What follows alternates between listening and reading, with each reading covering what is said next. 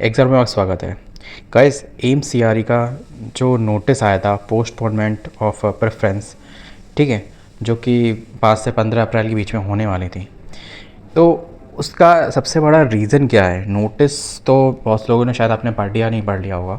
ठीक है, पर मैं फिर इसको कंक्लूड करके जो मुझे समझ में आया वो मैं आपके साथ शेयर करना चाहूँगा, ठीक है। और जो भी लेटेस्ट नोटिस है उसके बारे में भी हम डिस्कस करते हैं, है ना। 2 नए नोटिस है। फर्स्ट ऑफ ऑल हम इसकी बात करते हैं postponement of exercise of choice of filling, ठीक है, order of preference for the CRE 2024। अब जैसे कि इसमें क्या लिखा है, इसमें लिखा है under the evolution the situation when where the certain communication are still awaiting from participating institutions, hospitals and upcoming CBT, ठीक है, ऑन 17 अप्रैल 2025, ठीक है, for the remaining post as mention in the notice 58/2025, ठीक है, 13/3/2025 and the exercise of the choice of ring order of preference is postpone until further notice. देखो, इसका जो main reason है वो ये है, हो सकता है, और जो कि अगर आपने ऑफिशियल नोटिफिकेशन देखो तो उसमें भी इसके ट्रेसेस आपको मिल जाएंगे, ठीक है। सीन ये है कि जैसे बहुत से इंस्टीट्यूशन ऐसे होते हैं कि बीच में संविदा पे या कॉन्ट्रैक्ट बेसिस पे पर्सन को हायर कर लेते हो। देखो, सीधी सी बात है, स्टाफ की ज़रूरत तो हर जगह ही है, ठीक है। वैकेंसी कितनी कहाँ है ये हम लोग अगर किसी पर्टिकुलर इंस्टीट्यूशन में जाएं और वहाँ की व्यवस्था को देख के खुद ही समझ सकते हैं कि यहाँ पे वैकेंसी है या नहीं। व्यवस्था कितनी अव्यवस्थित है ना, या कितनी व्यवस्थित है, इससे बड़े आसानी से पता चल जाएगा। सीधी कॉमन सेंस से बात करता हूँ, आपके जो भी नियरेस्ट गवर्नमेंट हॉस्पिटल हो आप वहाँ चले जाना, CSC PSC या फिर जो बड़े हॉस्पिटल्स हैं आप नियर अबाउट रहते हैं वहाँ चले जाना, ठीक है। तो आपको इस चीज़ का अंदाज़ा लग जाएगा जो मैं बात कहना चाह रहा हूँ। तो इन द केस क्या करता है, जैसे वहाँ का जो हेड होते हैं, डीन होते हैं, ठीक है, तो वो लोग क्या करते हैं कि जैसे कि कुछ टाइम के लिए कॉन्ट्रैक्ट बेसिस पे है ना, तो उस पोस्ट की वैकेंसी निकाल लेते हैं और बंदे को हायर कर लेते हैं, है ना, मतलब व्यवस्था अव्यवस्थित ना हो उसको मैनेज करने के लिए, ठीक है। तो इन द केस क्या होता है कि अब हम उस पर्सन को वहाँ वैकेंट है, ठीक है, वहाँ पे तो अब वैकेंसी नहीं रही, ठीक है, तो अभी यहाँ से बंदा सेलेक्ट होके ऑप्शन में दिखा देगा कि for example suppose AIIMS Bhopal में चार LT की है या 3 फार्मासिस्ट की वैकेंसी है, ठीक है, जब नोटिफिकेशन है, बट अभी नहीं है, ठीक है, क्योंकि भले प्रोसेस में थोड़ा कम टाइम लगे, ये बात तो कहूँगा कि इस बार थोड़ा प्रोसेस थोड़ा डिले हो रहा है, ठीक है, क्योंकि वरना पिछली साल तो जनवरी तक कहाँ जम्मू कश्मीर के तक की ज्वाइनिंग हो गई थी, है ना। मैं जानता हूँ बहुत से लोगों ने कमेंट किया था, मैसेज किया था कि भाई मेरी इस दिन ज्वाइनिंग हो गई है, किसी की 7 जनवरी को हुई थी, किसी की 12 को हुई थी, ठीक है, पर्टिकुलरली डिपेंड अपॉन ऑर्गेनाइजेशंस, ठीक है। जोधपुर की थोड़ा सा लेट चल रहा था, है ना, वो सब बातें अलग है। तो ये सीन होता है कि अब जैसी डिमांड होती है, अब पर्टिकुलर प्रोसेस डिले हो रही है। अब दूसरा इसमें जो डिले रहने का ये भी है कि जो आधा आपने देखा होगा कि कुछ वैकेंसी रह गई थी, ठीक है, जिनका अभी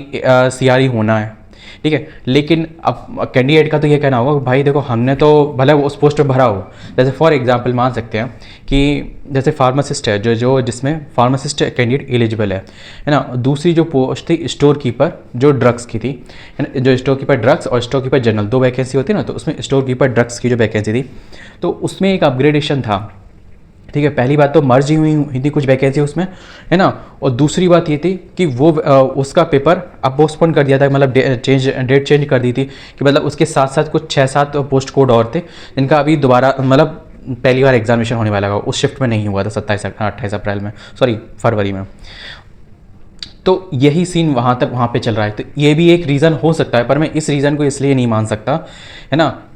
क्योंकि उससे हमारा रिलेट तब किया जाए कि जब वहाँ पे हो, क्योंकि वो पोस्ट अलग है। अगर सेम पोस्ट हो, ठीक है, और डिफरेंट ऑर्गेनाइजेशन का अगर नहीं हुआ हो तो उस चीज़ को हम एक बार कंसीडर कर सकते हैं, पर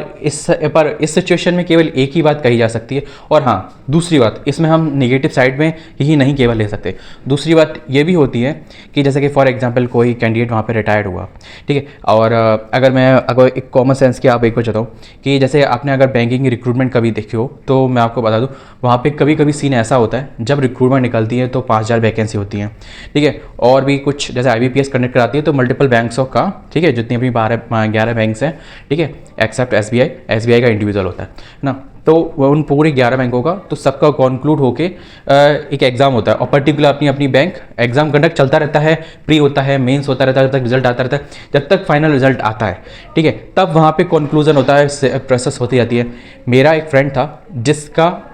उसमें ज्वाइनिंग लिस्ट में नाम आ गया था, मतलब जहाँ पे ज्वाइनिंग होने वाली थी, ट्रेनिंग होने वाली थी, वहाँ पे पर्टिकुलर बता गया था कि आपको इस डेट को इस जगह ऐसे ऐसे करके पहुँचना है, ठीक है। बट हुआ क्या, इसी तरीके का कुछ एकदम अपडेशन आया, ठीक है, कुछ देर के लिए होल्ड पे रखा गया, ठीक है। फिर सीन ये हुआ कि वो उसके मतलब वैकेंसी हो गई कम, ठीक है, वैकेंसी दिखा दी कि नहीं है, इतनी वैकेंसी नहीं है, ठीक है, तो इस वजह से हम वैकेंसी कम कर अच्छी नहीं है जितनी वैकेंसी है, तो उसमें उसका कट ऑफ लिस्ट में नाम चला गया। अब आप ये समझ सकते हैं कि वो बिल्कुल 4 कैंडिडेट चौथे नंबर पे वो था। दुख होता है भाई, मैं जानता सकता हूँ, ठीक है, दुख होता है। अब क्या कर सकते हैं, इसे ही लक बोलते हैं यार, इसे ही लक बोलते हैं। अब सोचो, अब चौथे नंबर पे वो था, मैं ये कह रहा हूँ जो पहले नंबर पे जो लास्ट पे हटा होगा उसको कितना, उससे मतलब 4 गुना, मैं तो ये मान सकता हूँ कि आप प्री में फेल हो जाओ, कोई इतना दुख का कम मतलब दुख तो होगा, ऑब्वियसली बात है, that is to be your effort and not to get the desired result, तो ऑब्वियसली बात है, ठीक है, मेंस में हो जाओ। लेकिन जब आप इस एकदम बॉटम लाइन में हो जाते हो ना, तब बहुत यार अजीब ही सिचुएशन रहती है, माइंड सेट डिस्टर्ब है। चलो वो चीज़ अलग है। तो और दूसरा यहाँ पे एक चीज़ ये भी हो सकती है कि बहुत से इंस्टीट्यूशंस अपनी पूरी कंप्लीटली जैसे रिटायरमेंट वगैरह हुए, है ना, जैसे फॉर एग्जांपल किसी भी पोस्ट का ले लेते, जो भी पोस्ट XYZ, चाहे रिकॉर्ड असिस्टेंट, फार्मासिस्ट, LT या जो भी थी, नर्सिंग वर्सिंग जो भी थी सबकी, है ना, तो वहाँ पे अगर कैंडिडेट रिटायर हो रहे हैं तो उनको भी कॉन्क्लूड किया जाएगा। तो दोनों सीन ये हो सकता है कि आपकी वैकेंसी बढ़ भी सकती हैं और घट भी सकती हैं, ठीक है, पर ये एक केस है, ठीक है, क्योंकि डिले होने का, जैसे कि इन्होंने कहा गया है कि हमने पर्टिकुलर इंस्टीट्यूशन के साथ कम्युनिकेशन नहीं किया, तो वैकेंसी का थोड़ा सा, है ना, तो वो आदान प्रदान, ठीक है, समझ सकते हो आप क्या कहना चाह रहा हूँ, थोड़ा दूरदृष्टि से समझना, क्योंकि हर बात मैं एक्सप्लेन तो कर नहीं सकता, कुछ भावनाएं भी आपको समझनी पड़ती है कि मैं क्या कहना चाह रहा हूँ। तो वो चीज़ ये है, तो थोड़ा सा धैर्य रखिए और विश्वास रखिए, अच्छा ही होगा जो भी रिजल्ट आएगा। विश्वास ये रखिए कि वैकेंसी बढ़ जाए, ठीक है, तो कुछ और लोगों को भी मौका मिल जाए। बाकी जैसी सिचुएशंस होती है वैसे ही मैं आपको अपडेट करूंगा। अब भी कोई एक अच्छी अपडेट नहीं आ रही थी, तो इस टाइम से मैं इसलिए आप लोगों को कोई अपडेट नहीं दे रहा था, क्योंकि मेरा खुद ही, मैं देखता था साइड, यार रहने दे यार।